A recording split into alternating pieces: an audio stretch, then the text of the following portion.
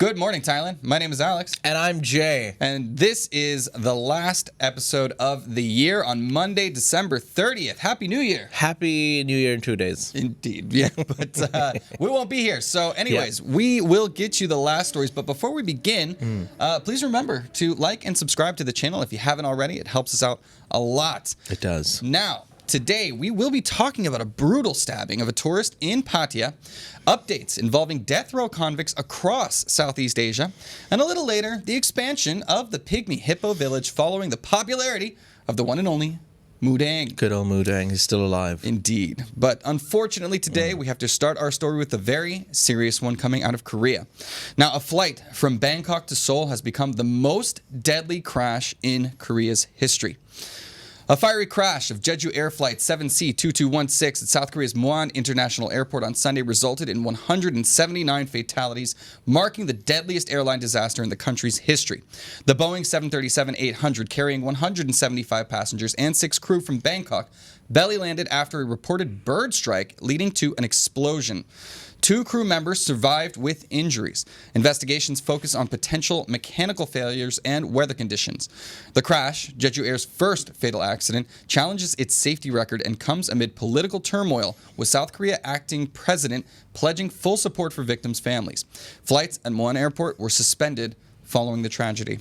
This is a tough one, man. This is we've done a couple of plane crashes in the past week now, and now this is the most deadly one that's been in Korea's history. There are videos available online of actually the moment of the plane trying to land and ramming straight into the end and into the wall. It's a difficult watch. I mean, knowing that there are so many people on that plane, at first when I watched it, I was like, oh, that's tragic. And then I realized, wait, there's a lot of people in that plane. Right. It's horrific. I mean, nearly 90% plus fatality rate. The real question that everybody seems to be asking right now is, why was there a concrete wall at the end of the runway? Apparently it's regulation to have everything near the runway to be purposefully fragile so that it can break in case of incidents like this. So that is something that seriously needs to be investigated, because according to all of the airline experts, they're like, that just shouldn't be there. We did a story earlier a couple of weeks back talking about the most flown route in the world is, I believe, Seoul to Jeju. Oh yeah. Yeah. You'd think like Bangkok to Phuket, like imagine how many flights there are per day. The most flown route is actually Seoul to Jeju. And Jeju Island is kind of like Phuket Island. Maybe it's a smaller island. People didn't really pay attention to that much infrastructure. But yeah, I mean, more awful news, just sad news. Our thoughts and prayers go out to the people's families and the people who lost their lives. Indeed. Elliot has a correction for me. It's Muan County, not Seoul. They are different counties, Alex. Sorry about that. Excuse me. But it is not too far away. And in any case, there were 2 Thais on board. Yeah. Majority, obviously, Korean nationals. Like just coming back from vacation, that kind of a thing. It's Was it 2 people who survived, I believe? 2 people survived, crew members. So they were flight attendants is what we've heard so far. That leaves a gap of, the 179 dead. 175 passengers plus 6. Yeah, that's it. So everyone else, unfortunately, lost their lives. Snipe says the wall is to protect the highway. I was reading that behind the wall there was really just forests, though. So I might be wrong on that, but getting some mixed reports, apparently, if Snipes is reading something different than I did. But in any case, tragic all around, and something needs to be done. It'd be wild if this was a bird thing, right? Like if a bird. I believe the news coming out yesterday, at least, was that while they were landing, the wheels wouldn't come out. Right, and that was the wheels were stuck. But due to engine failure, apparently, because apparently when the engines fail, it's difficult to get the landing gear out, and manually it has to be done or something like that. I'm no flight expert, obviously, and where there's a lot of conflicting reports happening right now, so we'll have to let the dust settle and hopefully get some answers. Yeah. Anyways, yeah.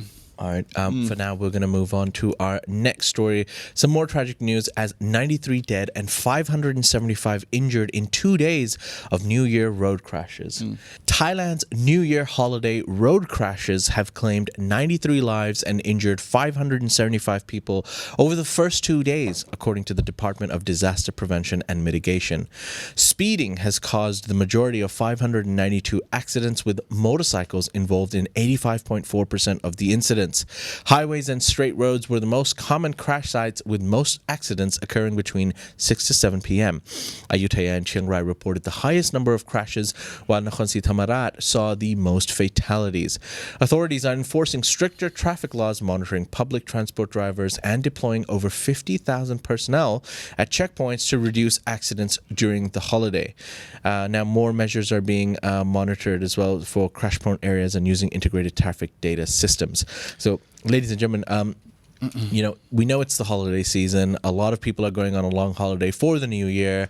But guys, please be vigilant and be safe out there. This is the time where most accidents and deaths occur in the country. And like speeding being number one, I believe. Drunk driving as well. Gotta be an issue. Obviously, don't drink and drive. Yeah. But Snives in here on the comments says something interesting. Death tolls on several state highway signs in America. I remember seeing these, and like this year, this many people died. It makes you think twice. Like when you're out there driving, because you're like, oh geez, I don't want to be one of those statistics. And unfortunately, we already have a lot to report, and the holiday season is not over yet. So do be careful out there, guys. Defensive driving all the time, please. I think in Bangkok, at least, it's slightly improved, but we've been talking about this for like 10, 15, 20 years now. Like, it's not just about the traffic, like speeding, breaking traffic signals, drink driving. It's just, people just don't care as much in Thailand. Yeah, I guess, man. I don't know. It's one of those secondary things. You just don't think it'll happen to you. The laws aren't strict enough. They're just not enforced enough. And people are just not educated on that topic enough. Like, the fear of God hasn't been set in them since they were young. Yeah. I mean, that's one of those things in America where I have... Pretty much everyone in America has a very healthy fear of being pulled over in the States, right? Like, it's always like an ever-present, like kind of like the threat of terrorism or something like that. It's like always there.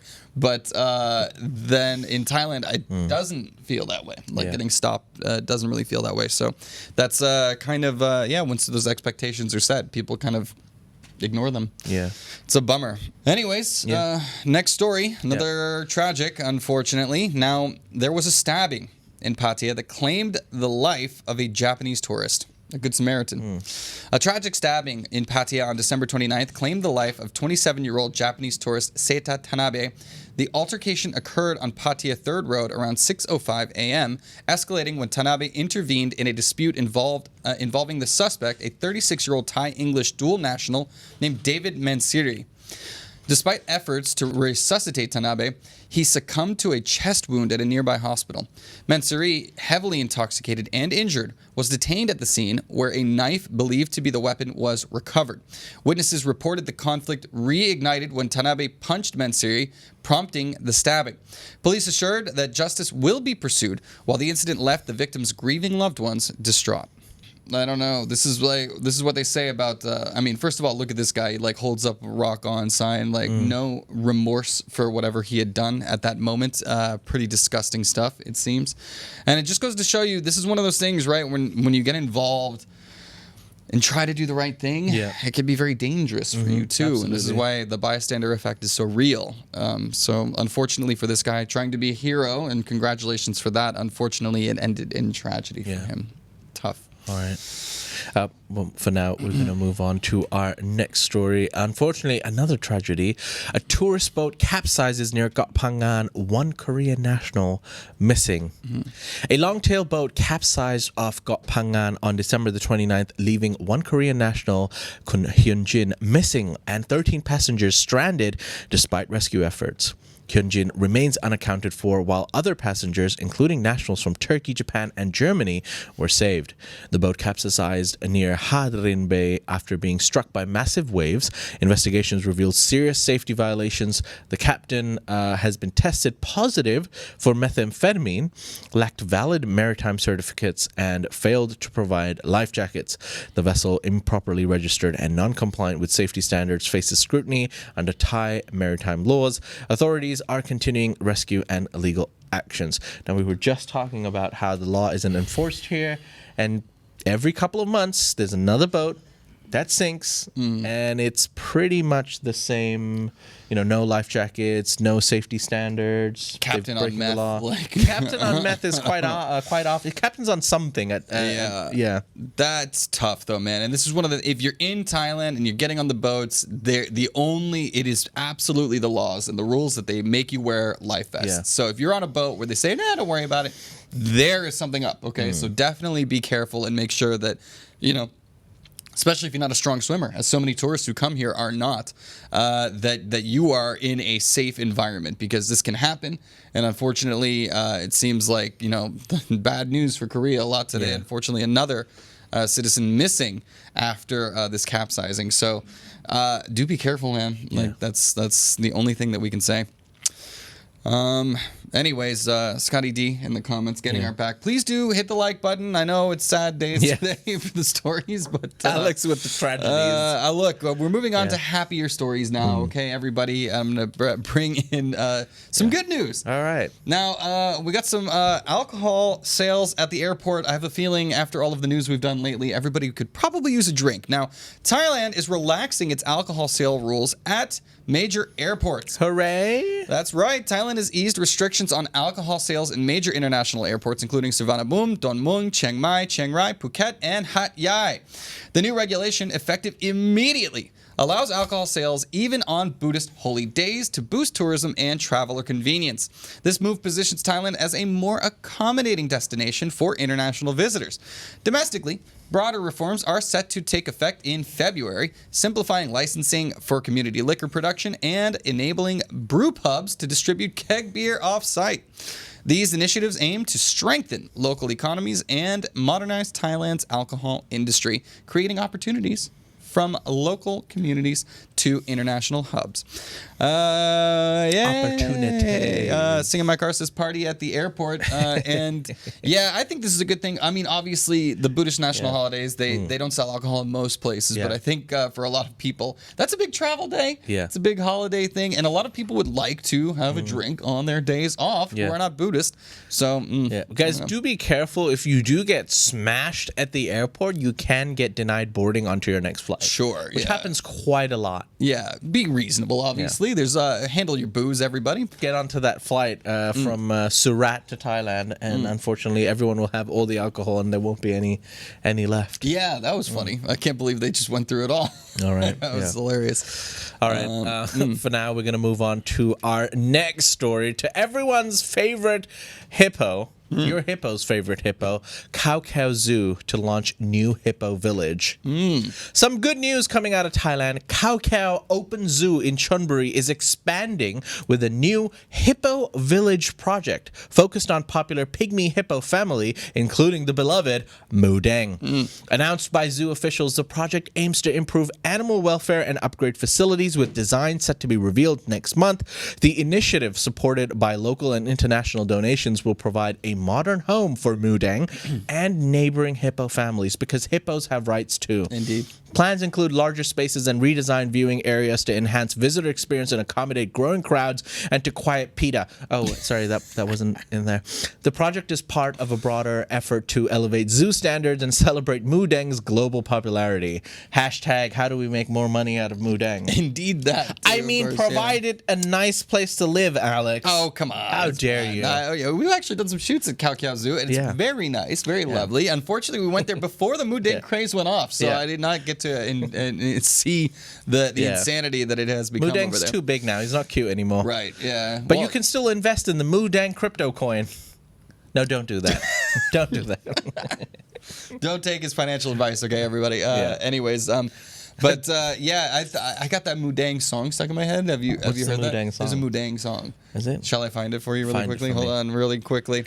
Good old Moo Deng. What's the I Moo love Deng it. song? Hippo Pygmy Moo Deng Village. song. A village just for hippos. Just the village for extra slimy.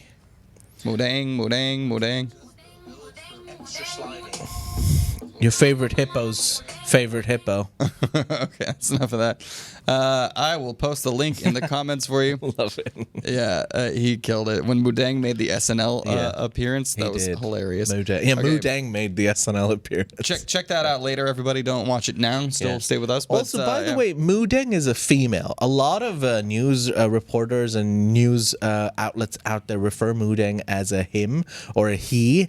Moo Deng is don't a misgender Moo lady. Deng. Yeah. Women owe nothing to you. Huh. Okay. That's part of the SNL skit. I love it. I'm 10 weeks old. Of course I've heard of Chapel Row. Yeah. That's good. But yeah, anyways, that'll do it for our Thailand that's section of the news. Hold on. We're still into our ASEAN section where there is a lot of, look, it's not great news coming out, but we'll see. Hold on. Alex is going through something in life, and I think the stories that he's picking, because by the way, Alex picks all the stories that we do on GMT. So the stories that he's picking, I feel like reflect his inner child. What's going on in here? Like in the deep down. Deep down in the mind of Alex Latour. Indeed. Look, so a lot of death. There's basically a lot of death. If it bleeds, it leads, baby. No, it's tough. Hey, man, we're a news channel. We got to report the tough stuff. Allegedly. And I always try to throw in some fun stuff, okay? But we gotta create a balance. Let me know if it's getting too sad for you guys. I'll try to tone it back a little bit. But at the end of the day, it's important, I think, to hear some of this stuff. Just sing the Moo Deng song. You'll feel better. Moo Deng, Moo Deng, Moo Deng. It's going to be stuck in my head all day now. All right. Well, anyways, on to the ASEAN Now section of the news, where our first stop is Indonesia, where France has officially requested the transfer of a death row inmate who is currently serving a sentence in Indonesia. That's right. They have formally received a request from France to transfer Serge Outloy, a French welder on death row since 2005 for drug-related charges. The request, sent on December 19th, will be discussed in early January, according to Indonesian Law Minister Yusril Iza Mahendra. Outloy, 61, was arrested at a Jakarta drug factory, claiming he believed it was an acrylics plant. Initially sentenced to life imprisonment, his sentence was upgraded to death in 2007. His execution in 2015 was postponed after French diplomatic intervention. The case comes as Indonesia considers resuming drug-related executions following recent transfers of high-profile detainees like Mary Jane Veloso and members of the Bali 9 drug ring. The French embassy has not yet commented on this. I gotta say, his story doesn't really add up to me. Yeah. But at the same time, this is one of those things, again, France would not execute based on drug charges at all. And Indonesia does seem to be in a forgiving mood. They've been giving up a lot of these death row inmates to their original countries, including that woman in Philippines and, of course, the Bali 9 back to Australia. Yeah. It's worth a shot. For the show, I think, but I don't really know how this will play out. We'll see soon, because this is a big, high-profile case we'll be keeping an eye on. Kazna says, that is a 1,000-yard stare if I've ever seen one. Yeah, indeed, man. I mean, look, what if his story is true, right? Like, I didn't know it was a drug factory. I thought it was acrylic paints that they were making.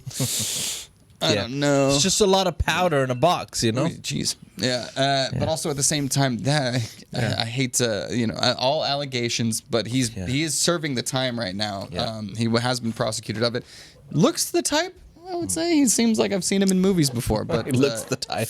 I don't know. Looks like a drug dealer, is that what you're saying? I don't know, man. Like I've seen a lot of. In any case, the point is the story is a little flimsy to me, but at the same time, the execution, of course, he does not want, and we'll see if France is able to pull it off. Do I get a little thing? It's a random piece of hair on there. Thank you. What have you been up to? I needed to get a haircut. Everything's been shut down for the holidays. True. I got nowhere to go. Too late. All right. Anyways, next story. Another sad one. Moo Deng. Sorry. Well, another more another death, one. ladies and gentlemen, unfortunately. Now, Vietnam sentences 27 to death in a major drug trafficking case.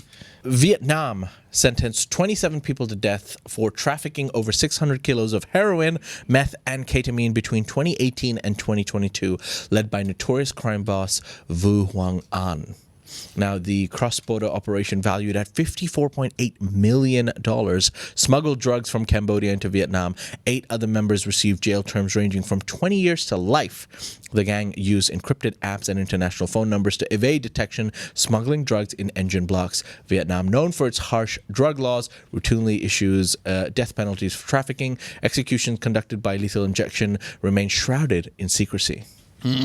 Yeah, 27. That's a whole lot, man. But apparently, hundreds of kilos of drugs. That is a lot of money, and it could eventually lead to the deaths. Obviously, this is how a lot of Asian countries see it: is that black market, these substances could lead to death. You could be responsible for people's death by pushing them. And yeah, they don't mess around, man. The point is, drug smuggling is a losing game in many Southeast Asian countries, particularly with such harsh punishments, and the fact that they are so secretive about how they carry out these executions. Unlike Indonesia, which has a lot of high-profile amnesty cases right now, Vietnam has no such. So yeah, rough times for these people, and yeah, it's not a good time to be a drug dealer. It appears in Southeast Asia. Good God. Definitely. Crime not paying for these guys. All right. Well, another interesting case of crime. I'm curious to know your thoughts on this, and everybody in the comments as well, because we are off to Malaysia, where a man was publicly caned for a close proximity offense, quote unquote. Ooh. A Malaysian man, Mod Afendi Awang, was publicly caned in Terengganu for the Islamic offense of Kalwat, aka close proximity with a non-family member of the opposite sex. The 42-year-old father of 5, convicted for the 3rd time, received 6 strokes of the cane and a fine after pleading guilty last month. The caning, conducted at a mosque after Friday prayers, was witnessed by 90 people under heavy police presence. Terengganu, governed by the conservative PAS party, enforces strict Islamic laws, including public punishments. Malaysia's Human Rights Commission condemned the punishment, citing concerns over human dignity and its conflict with federal law. I don't know. This is one of those old school punishment things. Look, the question remains, would you rather do jail time or be whipped? Public caning, yeah, that's one question. And also, caning or whipped, what's worse? I would rather neither. Preferably. But also at the same time, what kind of a law is this? So close proximity with somebody of the opposite gender that is not your family member. So does that mean, like, it's hard for me to imagine that people in Malaysia don't have cheating husbands and anything like that. Is that, like, are we going to start rounding up everybody that's ever committed adultery? Weird stuff. And also the fact that these state laws, these localized laws, are not compliant with the federal laws against this. It appears there should be some court battles going forward about these punishments. But I don't know. Seems pretty draconian and old school to me. Yeah. Anyways. I mean, you're just not supposed to come close to a lady in Malaysia. Look, if it was harassment, that's one thing. Yeah, but is it okay, fair enough. I don't know. There's like too close proximity. Right. That's actually, can I make a comment? This actually happened to me in the Middle East while working. Oh, yeah? Yeah. People just got too close to you? No, there was a table pretty much this big. And I think one of the managers there came but the table was this large. No, I'm not over exaggerating. And there were 4 people on here. And we were sitting just like this. And one of my managers came and said, could you guys just, he was very polite. It was very cool. Could you guys just a little bit more space? And I was like, and he's like, yeah, that's better. And I'm like, we're working. We're in the middle of the airport. We're working right now. What? But anyways, I get it. No, look, like Muslim countries, Muslim laws, the perception, they're a bit over the board compared to, the freedom, especially that you get in Thailand. But I think even the freedom you get in other Western countries, like pretty much everywhere else in the world. No one's going to be like, hey, it needs to be one arm length distance to a woman. It's a middle school dance, leave some space for Jesus kind of stuff. But when it actually happens to you, it feels extremely strange. I felt like I was like some weird guy being too close to a person. And then it took me like 2 minutes and I was like, wait a minute, what? Yeah. And then my colleague was like, also like, we weren't even that close. No, My colleague was confused as much as me. I've seen it firsthand too. I remember traveling with my ex-girlfriend in Jakarta. We were just connecting flight from Australia to China or something like that, and she wore shorts. And she was like, "Oh my god, I can't believe I wore shorts." And I was like, "What are you talking about? We're going to be in an international airport in a major city. It's going to be fine." And of course, when we got there, it was not. Like, everybody was staring. Everybody was like making a big deal out of it. I was like, it's just shorts. Like, I couldn't believe it. But did they come and say something, or they're just looking? They're just staring at it like, oh my god. Very stared down. It made her very uncomfortable, I have to say. And this is the kind of stuff that just kind of irks me about it, and very lovely to live in a country like Thailand that don't play that. So I'll stick to Thailand. All right. We're gonna let me serious stories only today. All right, we're gonna move on to our last story today, talking about 13 Filipino surrogates that return home after pardon in Cambodia. Now, 13 Filipino women convicted of violating Cambodia's surrogacy ban have returned to the Philippines following a royal pardon granted by King Norodom Sihamoni on December 26, 2024. Their repatriation was facilitated by the Philippine Embassy in Phnom Penh and the Interagency Council Against Trafficking. The women, who were recruited online with promises of $10,000 for surrogacy services, were convicted under Cambodia's strict surrogacy laws. The Philippine government expressed gratitude to Cambodia for its humanitarian treatment and used the opportunity to remind Filipinos that surrogacy is illegal in Cambodia, with violations punishable under its laws. Their return highlights strong bilateral ties with a shared commitment to combating human trafficking. Why? First of all, I don't really know. I guess it would incentivize human trafficking or something like that. But the carrot is dangled, right? $10,000 for surrogacy. That's a lot of money for these people. And and like I said, it's one of those things where this is a big high-profile case, so that'll remind people you can't do it. But as long as the money's there, there's going to be a black market for this kind of thing. Why can't you just do the surrogacy or have the baby in Philippines? It's all good questions, but it'd be much harder to bring the baby back to, I don't know. Anyways, not my problem. Don't do it. It's illegal. Again, that's the thing. Don't break laws. We never do anything illegal here in Thailand. We don't break laws because we respect. I certainly have not been surrogately impregnated, so allegedly.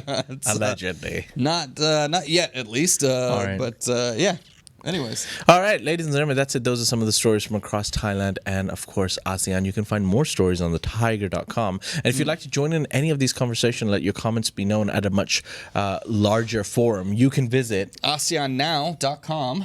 That's Thailand's largest English forum, believe it or not. That's it then. Yeah. Have a great New Year. Have a great Monday, Tuesday, Wednesday. We'll see you next year. Indeed. Mere 3 days away. Until then, see you. Take care. Bye-bye. Bye, everybody. Happy New Year.